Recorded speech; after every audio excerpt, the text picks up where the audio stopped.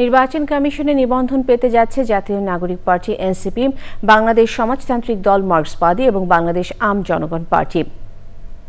নির্বাচন কমিশন সচিব আক্তার আহমেদ জানিয়েছেন, আইন অনুযায়ী বুধবারই এই নিয়ে গণবিজ্ঞপ্তি জারি করবে কমিশন। নাজিব বেগের রিপোর্ট। ত্রয়োদশ সংসদ নির্বাচনকে সামনে রেখে নিবন্ধনের জন্য গণবিজ্ঞপ্তি দেওয়ার পর আবেদন আসে 143টি। প্রাথমিক বাছাইয়ে 22টি দল উত্তীর্ণ হয়। কয়েক ধাপে যাচাই বাছাই শেষে 3টি দলকে নিবন্ধন দেওয়ার সিদ্ধান্ত নেয় ইসি।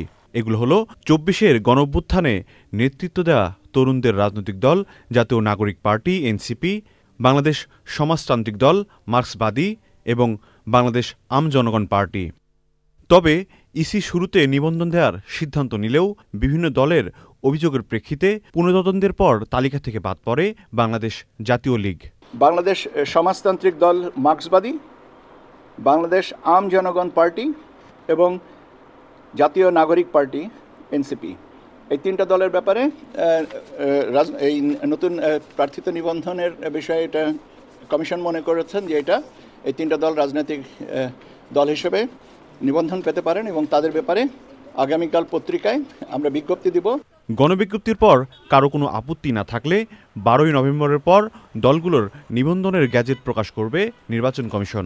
সকালে প্রধান নির্বাচন কমিশনার এএমএম নাসির উদ্দিনের সঙ্গে বৈঠক করে বিপ্লবী ওয়ার্কার্স পার্টির প্রতিনিধি দল। পরে দলের সাধারণ সম্পাদক বলেন, রাজনৈতিক দলের সাথে আলোচনা না করে আরপিও সংশোধন সন্তোষজনক নয়। রাজনৈতিক দলগুলোর সঙ্গে আলাপ আলোচনা না করে আরপিওর বা গণপ্রতিনিধিত্ব আদেশটা চূড়ান্ত করাটা আমরা মনে করি এটা কোনো বিবেচনাসম্মত কোনো কাজ হয়নি। স্ব প্রতীকের নির্বাচনের পক্ষ থাকলেও মনে করি আগামী নির্বাচনে স্ব প্রতীকের বাইরে কেউ যদি অন্য কোনো প্রতীকের নির্বাচন করতে চান সেই সুযোগটাও রাজনৈতিক দলগুলোর জন্য রাখা দরকার।